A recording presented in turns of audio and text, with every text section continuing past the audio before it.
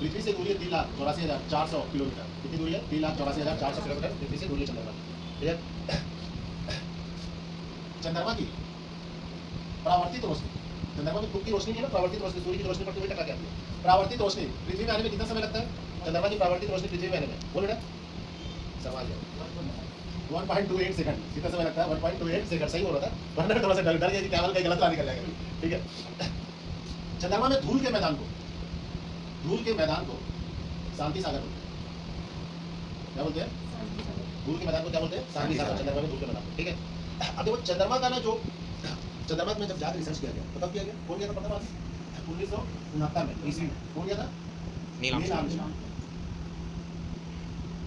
चंद्रमा पे कदम रखने वाला प्रथम व्यक्ति यही है।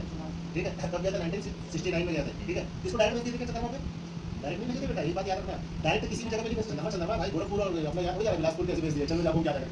इसको डायरेक्ट नहीं भेजे थे। सबसे पहले भेजे थे ना 68 में दो कछुआ को भेजे थे। किसको भेजे थे? दो कछुआ। किसको भेजे थे? दो कछुआ। दोनों कछुआ भेजे थे। दोनों कछुए ने वहां से सुरक्षित वापस आ गए। अब क्वेश्चन कभी मतलब आया नहीं है एग्जाम में, फिर भी नॉलेज में बता देता हूं। अंतरिक्ष में क्या कौन गया था सबसे पहले? कुतिया को लेके गए थे, कुतिया को लेके गए थे। और चंद्रमा पे दोनों कछुआ जब सुरक्षित आ गए। ठीक है। दोनों कछुआ जब सुरक्षित आ गए, ये कौन भेजा था? कछुए को सोवियत संघ वाले भेजे थे। कौन भेजा था? सोवियत संघ वाले। दोनों कछुए सुरक्षित आ गए तब ये गया था नील आर्मस्ट्रांग। क्लियर? उसके बाद मनुष्य को भेजे थे। और चंद्रमा पे जाने वाली प्रथम महिला, चंद्रमा पे जाने वाली प्रथम महिला, अभी तक चंद्रमा पे कोई महिला नहीं उतरी है, ये भी याद रखना। चंद्रमा पे अभी तक कोई महिला नहीं गई है। अंतरिक्ष में गई थी, ठीक है, चंद्रमा पे कोई महिला नहीं गई है। चंद्रमा पे एक भी महिला नहीं गई है। और कितने लोग जा चुके हैं चंद्रमा पे? 21 लोग जा चुके हैं। 21 व्यक्ति गए हैं और सब आदमी हैं। चंद्रमा पे 21 व्यक्ति गए हैं और पूरे आदमी है, महिला अभी तक एक भी नहीं गई है चंद्रमा पे। ठीक है। अंतरिक्ष में जाके कल्पना चावला, सुनीता विलियम्स से सब अंतरिक्ष में। ये हो गया। चंद्रमा पे पृथ्वी के वजन का कितना होता है? 1/6। मतलब 60 किलो का आदमी अगर चंद्रमा पे जाएगा तो उसका वजन कितना हो जाएगा? 10 किलो का। 60 को अगर आप 6 से भाग देंगे कितना आएगा? 10 आएगा।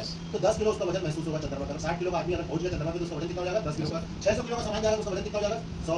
समझ में आ रहा है? 600 ग्राम का जाएगा तो कितना हो जाएगा? 100 ग्राम। अब इसका क्वेश्चन ऐसे पूछता है, चंद्रमा पे किसी वस्तु को लेके जाएंगे तो क्या होगा? चंद्रमा पे किसी वस्तु को लेके जाएंगे तो क्या होगा? उसमें दो ऑप्शन दिया है। भार परिवर्तन होगा, द्रव्यमान स्थिर रहेगा। देखो ऑप्शन पे ध्यान देना ना, द्रव्यमान साइंस की भाषा स्थिर रहेगा, भार परिवर्तन होगा। अब देखो इस तरह साइंस की भाषा में ऑप्शन देगा, ऐसा नहीं देगा कि उसमें 60 किलो लेके गए तो कितना वजन हो जाएगा। ऑप्शन ऐसे ही देगा, किसी वस्तु को चंद्रमा पे लेके जाएंगे तो क्या होगा? द्रव्यमान स्थिर रहेगा, भार परिवर्तन होगा, भार स्थिर रहेगा, द्रव्यमान परिवर्तन होगा, द्रव्यमान और भार दोनों परिवर्तन होगा, द्रव्यमान और भार दोनों परिवर्तन नहीं होगा। ऐसे ही देता ऑप्शन। आदमी कंफ्यूज हो जाता है, ये क्या दे दिया यार। ऑप्शन ऐसे ही देता है। एक बात याद रखना, कोई भी चीज जैसे पेन को मैं चंद्रमा पे लेके जा रहा हूँ तो सिंपल सी बात है, ये इसका पूरा द्रव्यमान है। मतलब पेन अगर चंद्रमा पे जाएगा तो पेन ही रहेगा भाई, पेंसिल नहीं होगा। समझ में आ रहा? पेन अगर चंद्रमा पे जाएगा तो पेन ही रहेगा, पेंसिल नहीं होने वाला। मतलब ये इसका द्रव्यमान है। ठीक है। मगर ये जो इसका वजन है ना, ये इसका भार है। अब ये जैसे 60 ग्राम का है, चंद्रमा पे जाकर कितना ग्राम हो जाएगा? 10 ग्राम का हो जाएगा। समझ में आ रहा है? तो द्रव्यमान स्थिर रहेगा, द्रव्यमान नहीं बदलने वाला। पेन पेन ही रहेगा, पेंसिल नहीं बदलने वाला। समझ में आ रहा है? परिवर्तन किसमें होगा? भार में परिवर्तन होगा। परिवर्तन किसमें होगा? भार में परिवर्तन होगा। क्लियर? चंद्रमा पे भी पर्वत है। चंद्रमा पे जो पर्वत है कौन सा है? यूफ्रेटिस। ठीक है। चंद्रमा जो पर्वत है कौन सा है? यूफ्रेटिस। इसकी ऊंचाई कितनी है? 10,044 मीटर के करीब ऊंचा है। 10,044 मीटर के करीब ऊंचा है चंद्रमा जो पर्वत है, उसका नाम क्या है? यूफ्रेटिस। ठीक है। कितना भाग दिखाई देता है आपको पृथ्वी से? चंद्रमा का कितना भाग दिखाई देता है? 57% भाग दिखाई देता है। कितना भाग दिखाई देता है? 57% भाग दिखाई देता है। क्लियर? इसका द्रव्यमान कितना है चंद्रमा का? 1/81 है पृथ्वी के द्रव्यमान। पृथ्वी के द्रव्यमान का कितना है? 1/81। मतलब पृथ्वी 81 गुना चंद्रमा से बड़ी है। समझ में आ रहा है? 81 1/81 है पृथ्वी के द्रव्यमान का चंद्रमा का द्रव्यमान। गर्मी लग रहा बोलते सकती है, ये समझ में। अब चंद्रमा में देखो दो चीजें रहती हैं। चंद्रमा को एकदम सिंपल है, उसके अध्ययन को क्या बोलते हैं? चंद्रमा के अध्ययन को, चंद्रमा का जो जानकारी लेके अध्ययन करते हैं उसको बोलते हैं सेलेनोलॉजी। सेलेनोलॉजी क्या बोलते हैं? सेलेनोलॉजी। सेलेनोलॉजी का अध्ययन किसकी जानकारी के लिए? तो चंद्रमा की जानकारी के लिए। क्लियर? देखो चंद्रयान 3 जो चंद्रमा पे उतरा ना, चंद्रयान 3 सफलतापूर्वक कहाँ पे उतरा? तो दक्षिणी ध्रुव। कहाँ पे उतरा? दक्षिणी ध्रुव। जिस जगह पे उतरा ना, उस जगह का नाम रखा गया शिव शक्ति। चंद्रयान 3 चंद्रमा के दक्षिणी ध्रुव पे उतरा और जिस जगह पे उतरा उस जगह का नाम क्या रखा गया? शिव शक्ति। चंद्रयान 3 जब चंद्रमा के दक्षिणी ध्रुव पे उतरा ना और वहां से जब फोटो भेजा तो उसमें किसकी मात्रा ज्यादा दिखा रहा था? वो सल्फर की मात्रा। सल्फर की मात्रा वहां भी दिखाई बहुत ज्यादा है। सल्फर की मात्रा बहुत ज्यादा है। ठीक है। वैसे चंद्रमा पे बहुत सारे धातुओं की मात्रा, जैसे टाइटेनियम है, टाइटेनियम की मात्रा अधिक मात्रा में, सल्फर से ज्यादा टाइटेनियम। सल्फर से अधिक कौन सा है? टाइटेनियम। टाइटेनियम की मात्रा बहुत ज्यादा चंद्रमा पे। ठीक है। ये धातुओं के कारण ही वहां पे एकदम धूल की आंधी उड़ती है और चंद्रमा पे वायुमंडल नहीं है, इसी के वहां पे हवा नहीं। चंद्रमा पे वायुमंडल नहीं, मगर ये धातुएं बहुत सारी है, धातुओं के कारण वहां पे धूल की आंधी उड़ती है। इसी को क्या बोलते हैं? शांति सागर। ठीक है। और जिस जगह पे चंद्रयान 3 उतरा उस जगह का नाम क्या रखा गया? शिव शक्ति। ठीक है।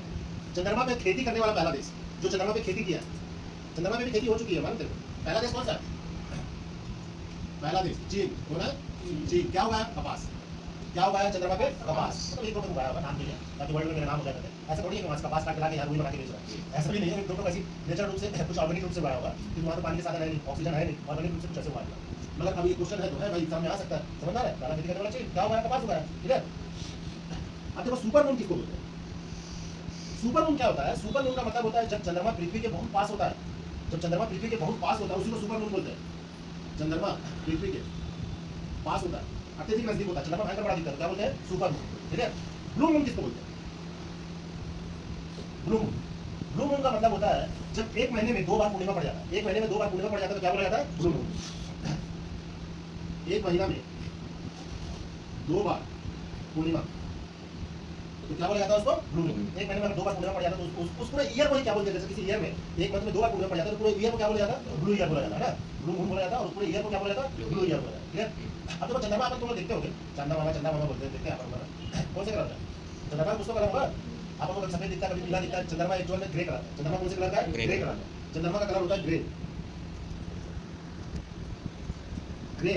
चंद्रमा का कलर क्या है? ग्रे है, ठीक है। वो तो पृथ्वी के कारण, वायुमंडल के कारण हम लोग व्हाइट दिखता है, कभी पीला दिखता है। चंद्रमा का एक्चुअल में कलर क्या है? ग्रे कलर, ठीक है। पृथ्वी के बाद चंद्रमा का निर्माण हुआ, पृथ्वी के बाद चंद्रमा का निर्माण हुआ। सही, चंद्रमा पहले से था, पृथ्वी के बाद चंद्रमा का निर्माण हुआ। जैसे कुछ उल्का पिंड पृथ्वी से टकराया है, उसके बाद फिर किसका निर्माण हुआ? चंद्रमा का निर्माण, ठीक है। जिसका चंद्रमा बोलते हैं। चंद्रमा पृथ्वी का एकमात्र उपग्रह है, वायुमंडल नहीं है यहाँ, वायुमंडल नहीं है, जीवन संभव नहीं है चंद्रमा पे, ठीक है। वायुमंडल नहीं है।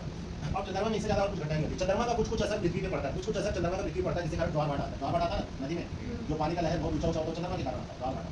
चंद्रमा का कुछ असर ही पृथ्वी पे पड़ता है, बाकी चंद्रमा का कुछ विशेष असर नहीं पड़ता। 50% 7% दिखाई देता है चंद्रमा की रोशनी आने में 1.2 सेकंड लगता है, समय लगता है। परावर्तित रोशनी, चंद्रमा का व्यक्तिगत कोई रोशनी नहीं है, परावर्तित रोशनी, सूर्य की रोशनी जो पड़ती है वो टकरा के वापस आती है, वही परावर्तित रोशनी होती है, ठीक है। और चंद्रमा में कुछ नहीं है, यहाँ पे धातु अधिक मात्रा में, जिसमें टाइटेनियम सल्फर ये सब की मात्रा वहाँ पे पहुंच जाना चाहिए, ठीक है। और चंद्रमा में इसके अलावा एक भी क्वेश्चन नीला कृष्ण सेकंड में नहीं पूछता रहता। क्लास में फर्स्ट कौन है ये इंपॉर्टेंट है, क्लास में सेकंड कौन है इसको कोई नहीं पूछता। सच्चाई है कि नहीं? क्लास में फर्स्ट कौन वाला ये इंपॉर्टेंट होता है ना। तो ये पहली बार पहले क्या नीला कृष्ण किसको लोग जानते हैं, सेकंड कौन आया, थर्ड कौन आया, चौथी बार कौन गया, पांचवी बार कौन गया, ये सबसे कोई मतलब। इंडिया का जब कोई जाएगा, समझ में आ रहा है? तो अपन इंडिया के बहुत लेटेस्ट चीज हो जाएगा। अगर इंडिया का कोई जाएगा, ये इंडिया का तो नहीं, क्लियर।